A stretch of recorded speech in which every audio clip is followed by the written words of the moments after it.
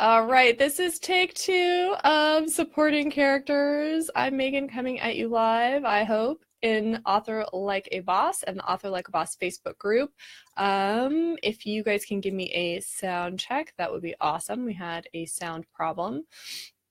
So let me know if you can hear me now. Wait to get some confirmation on that before I dive into the content about how to build supporting characters strategically. So give me a thumbs up, let me know if you can hear me now. Awesome, thank you all. All right. Okay, so quick recap. We're talking about supporting characters and how to build them. And basically I'm running through and giving you a flow chart. I'm going to go through that first point because I don't know when my sound started getting wonky. So if you've heard it before, plug your ears, but I think my sound started going bad pretty much right away. So, all right. So how do you build secondary characters who actually complement your main character instead of stealing the whole book from her? And the first step is to create those characters as placeholder characters when you're creating your plot. And I asked you to imagine your main character as the little silver ball in a pinball machine. And in the inciting incident, she gets boom, pushed, like shot into the machine. And then she bings and bongs and booms all over. And those characters she's meeting are sending her in different directions. And that's all stuff that you can map out when you plot your book, and you won't know who is the character who is sending her in that direction. Have a fight with somebody, go on a bad first date, have whatever is the situation so that she can get pinged into the next scene she's going to go into. But it'll be a placeholder. Does that make sense, you guys? That you can start actually mapping characters without knowing any backstory or even like age or gender or name of the people involved. So first thing is, think of your characters as like the furniture in your story's house.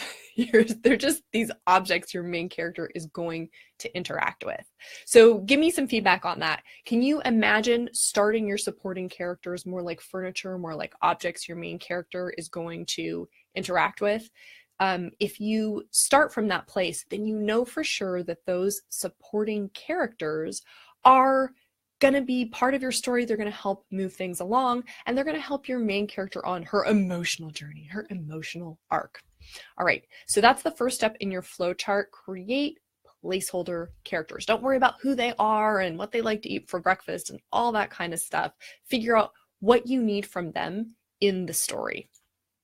The second step then will be to start asking how those characters fit into your themes. Do you want certain characters to represent certain choices?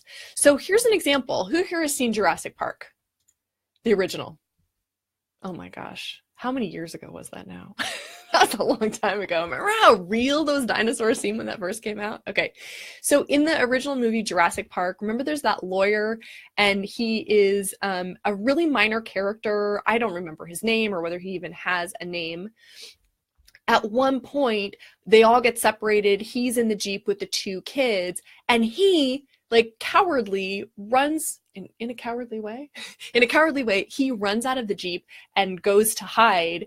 And then the next thing you know, the T-Rex rips the roof off of the toilets he went and hid in. And he's sitting on the toilet, and the T-Rex like plucks him off and chews him in half. And you look at that and you go, there's a message in that death, right? That's not a death anybody wants. Like, he's not using the toilet, he's just hiding in there. But getting bitten in half while being on the toilet after having abandoned two defenseless children, like, that's not what anybody wants on her gravestone. Okay. So that character, even though he's minor, is helping to show a theme or a message in that movie, which is, don't be a jerk and abandon children and be a coward. So even a very minor character can be part of you telling the message you want to give to your readers, or giving the theme that's involved. So after you ask, what do I need from this character, you ask, what do I want from this character? How can this character contribute to the overall theme or message I'm establishing? And that will lead you to think about the kinds of traits that your supporting characters can showcase. Again, I don't even remember if that character had a name. I'm sure he must have. They didn't just call him Mr. Lawyer. But we didn't know his backstory. We didn't know a whole lot about him. We just knew one of his major traits. So asking how does somebody contribute to the theme, or what do I want from a character, that's a way to start getting into what characteristics should this person have. Oh my gosh, Melissa, are you saying it's okay to leave the kids depending on which children? Some children should be left in a Jeep to fend for themselves when dinosaurs come. That's hilarious. I relate to that as a former classroom teacher. All right, the third step in this flowchart plan is actually a small step on the way to a few more big steps. This third step is to decide how big a role each supporting character is going to have. Now, are we talking the main character's best friend who's going to be in several chapters and have some lengthy dialogue with your main character? Or are we talking your main character's boss who's going to maybe only appear in person in one scene and then be mentioned a couple more times? Because there's a lot you can potentially know about a character. Anybody who's watching, have you ever gotten kind of muddled or stuck in feeling like you had to have a complete background and dossier of every character you wrote? Let me know. Put it in a comment or give me a thumbs up. Have you gotten bogged down in character dossiers and gone, oh, before I can write the girl who scoops the ice cream, I have to know who her second grade teacher was. Hopefully it wasn't Megan, because she might get eaten by a dinosaur. I have to know all these details about her life. Is that something that's happened to you? I know it happens to a lot of writers. They go, I can't possibly start creating the scene until I know a huge backstory on all your characters. That is so time consuming, and it's not necessary. I actually have a whole worksheet. I'm going to give you the link where you guys can grab it for free. It's about how to create compelling characters, and it takes you through some pretty detailed questions about your characters. But here's what it also does. It starts by saying, hey, what kind of character is this? Because if this is your main character, do these steps. But if this is only kind of like the best friend or the supporting character, do these steps. And if this is only the girl who scoops the ice cream and she's a tertiary character, only do these steps. And what that's going to do is make sure you have the information you want about your important characters and get them, developing the theme and the message you want to give, get their key traits. But you'll also save yourself that agonizing time spent developing characters who don't really need to be developed. Plus, the very first part of this worksheet is going to be you deciding how you need the character first and foremost. This whole series has been about believable characters, but there's a little bit of tension between believable characters and useful characters, right? You're writing a story. You are an author. Has anybody seen Stranger Than Fiction? And, Will Ferrell wakes up in the morning and his life is being narrated. And he's like really grumpy, right? He's like, no, I have free will. And there's, a voice like describing the things that he's doing, right?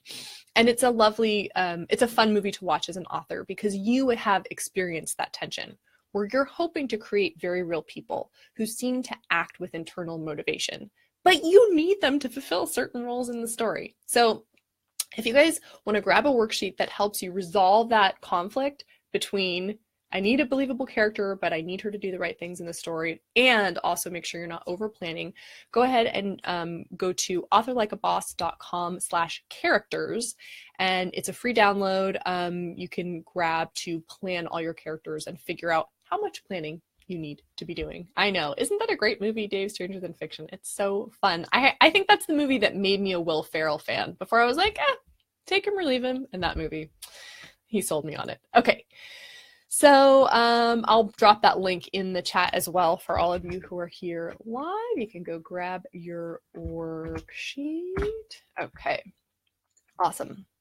So now you've got this powerful tool in your author toolbox. I hope you will use this to plan your characters, get inspired by it.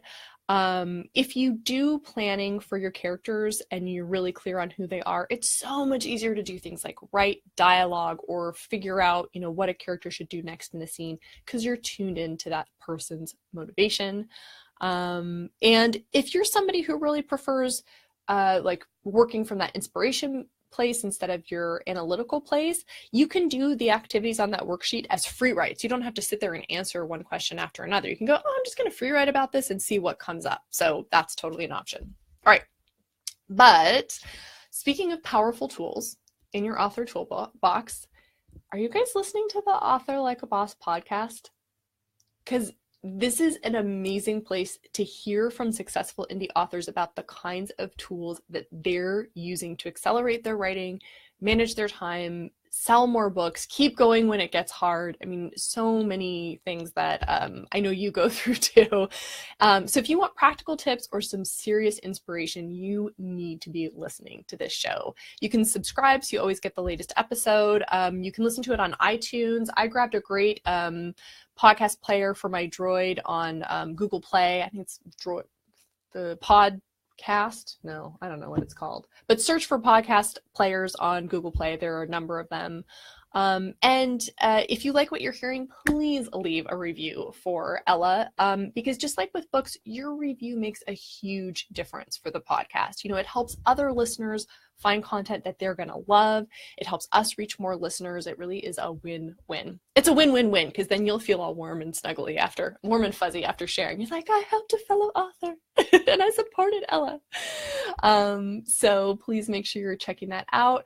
If you go to authorlikeaboss.com/podcast, it'll take you right to all the episodes. Okay, if you have listened and you have left a review, thank you so much. We really appreciate it. And I bet you're having fun listening to the show. Being able to cook dinner and have Ella on my phone talking to an author boss is like my happiest place lately. I'm really enjoying it. All right.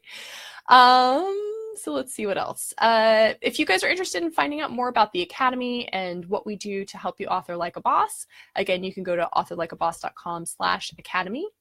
And don't forget to tune in next Tuesday as Ella continues the video series she's doing on growing your email list and getting fans. I know that is a big question, but how do I get people to sign up for the list, right? It's like, I built my email list. This is not Field of Dream, guys. Field of Dreams, is that it? Yes. If you build it, they won't come. You got to ask people. You got to do all the tips that Ella